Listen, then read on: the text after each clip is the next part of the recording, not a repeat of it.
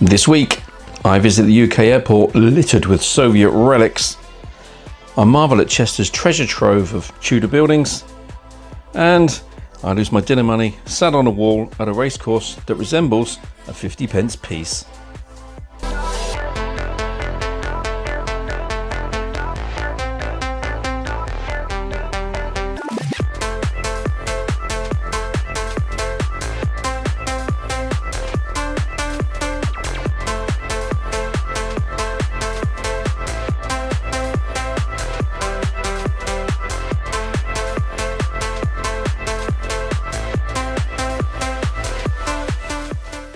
Hi guys, we're on the road. Thank you for joining me. Come to Harden Airport on the outskirts of Chester, joined by my real good friend Francis McCormack, better known as Wally. Hey guys. How you doing, Wally Meister?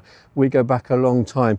We were reminiscing the other day, and it was 13 years ago that we were in Bulgaria and we found ourselves in a boneyard for former Soviet bloc military aircraft. We had a wonderful 3 or 4 hours going around the place, had it to ourselves. This airport has a lot of former Soviet military aircraft, so we found ourselves here today. But furthermore, this airport's really better known for the landing spot of the Beluga, the big Airbus aircraft which cart around many of the parts that go to making Airbus airplanes. Now, one's been in this morning and landed and gone already apparently, which is a bit disappointing. We're hoping another one comes. If it does, I want to catch that on film. But if it doesn't, well, you're just going to have to enjoy some of these things, these former Eastern Bloc relics, and they're dotted around here all over the place. So let's enjoy this airport, and then maybe later in the video we'll get a quick look at Chester itself. Enjoy the show, guys. It's going to be a nice day. Seriously, take a look. Would you fancy flying that thing at supersonic speeds? I mean, it just looks like a rocket with a bit of wing on. God only knows when that last flew and how long it's been sat here for, but yeah, it's stuck together, you know, like staples and a bit of super glue here and there. Incredible. No idea what it's called, apart from a go faster aircraft. So Harden Airport has its own viewing area, and it's got a nice cafe, the Chocks Away Diner. There's no objection to walking around seeing these aircraft. I think it's wonderful we can get so close to them. I've just noticed they've got no wings. Can you imagine? I walked around this aircraft and marvelled at it, and then realised there's something missing. Wings or no wings. I wouldn't fancy getting in it for a flight these days.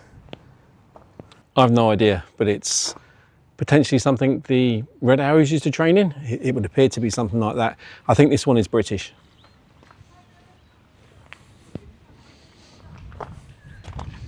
That big red dot on the side gives it away.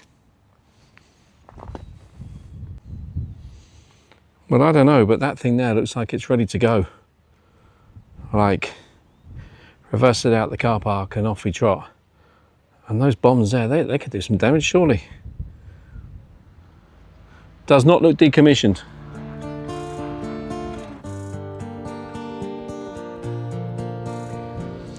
So I've got an ETA on the next Beluga at 3:30, 20 minutes away. I don't know if to believe it because it seems a little bit uncertain, and flight radar's telling me absolutely nothing. So the little walk around this aerodrome is continuing. It really is a treasure trove. Look at these 2 gems here.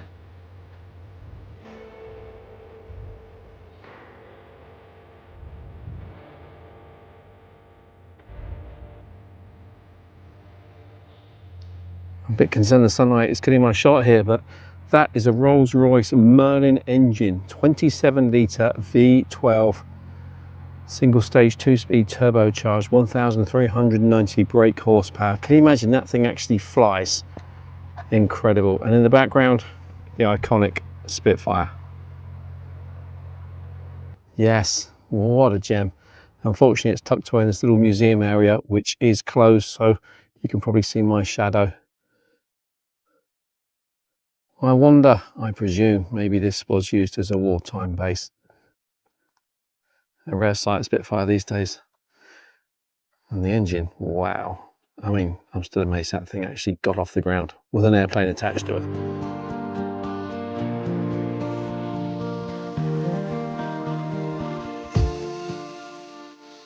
Underground bunker, but remarkable this is still here and in good order, and I can go down there. I still wouldn't feel too safe with Germans dropping bombs on me.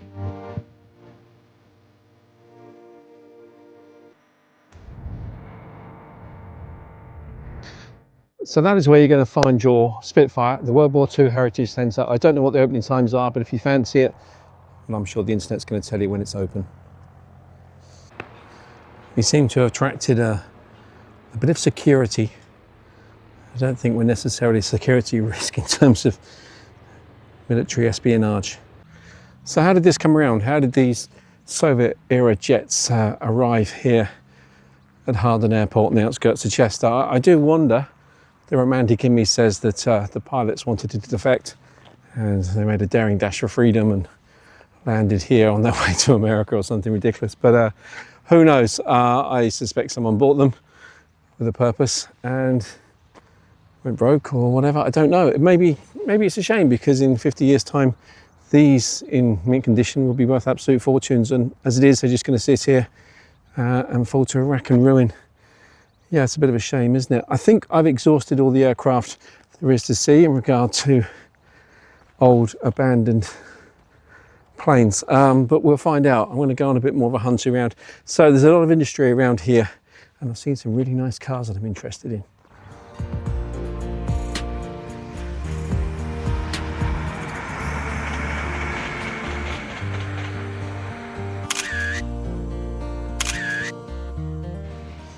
Well guys, yeah, there is indeed a classic car restoration place. It looks absolutely fantastic. The management were a bit reluctant to allow us to go in and film, so get a few shots of the cars that's outside. As you can see, that is a very old Lamborghini. It would do, wouldn't it? Was that similar to the car in the banana splits? Is anybody old enough to remember the banana splits? Looks the same sort of thing to me. What a piece of gear, unbelievable.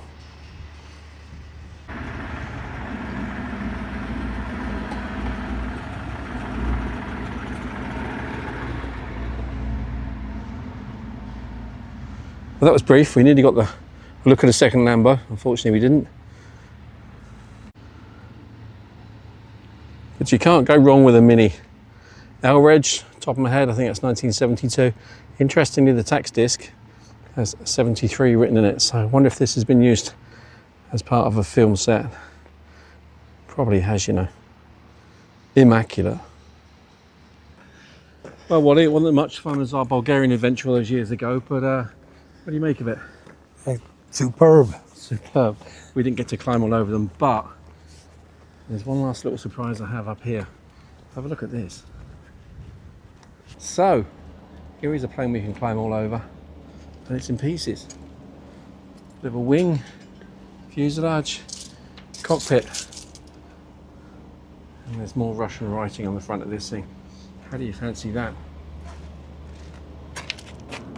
Not bad, huh? Okay, I think that's Harden Airport done and dusted.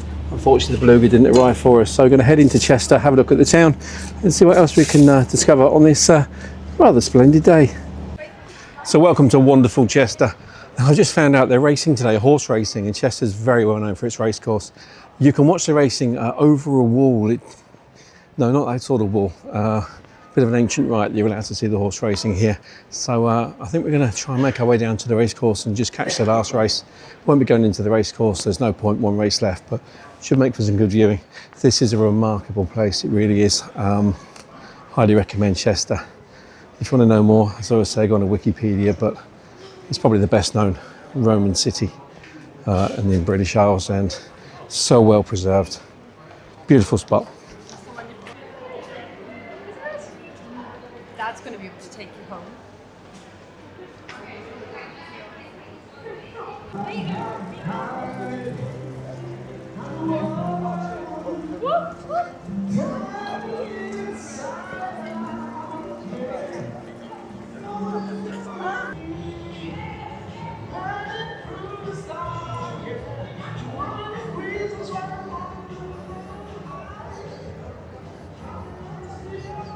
That must be the oldest next in the world, mustn't it? Oh, that's nice.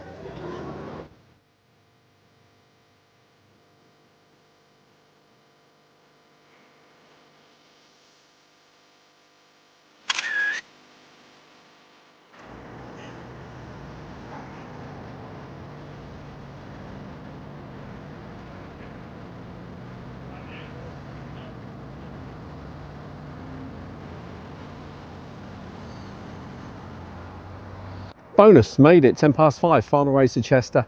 Haven't got to pay to go in, got a fantastic view. Chester's just renowned for horse racing. It's a unique circuit. It's like running around an old-fashioned 50p piece, tight corners, real thrilling stuff. Hamilton, up 4 pounds in the weight. Interested in see winning a fairly big odds. What compete with this on, isn't it?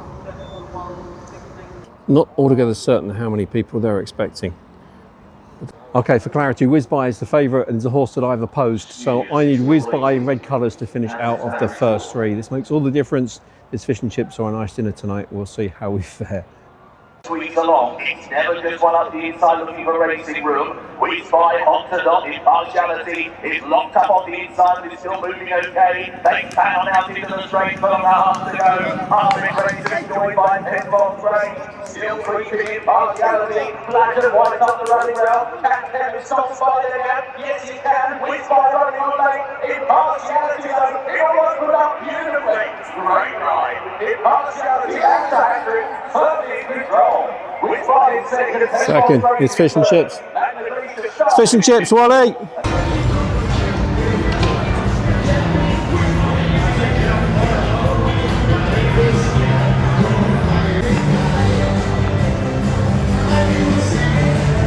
Chester is absolutely banging. The last race was 5:10. The pubs soon filled up. Restaurants are now brimmed to capacity. Can't find anywhere to eat. It is fish and chips after all. I hope you enjoyed the video. I'm so sorry it's so short. I'm going to try and lace this up with a lot of still pictures from this wonderful town. Until next time, you be lucky. If you can't be lucky, be good.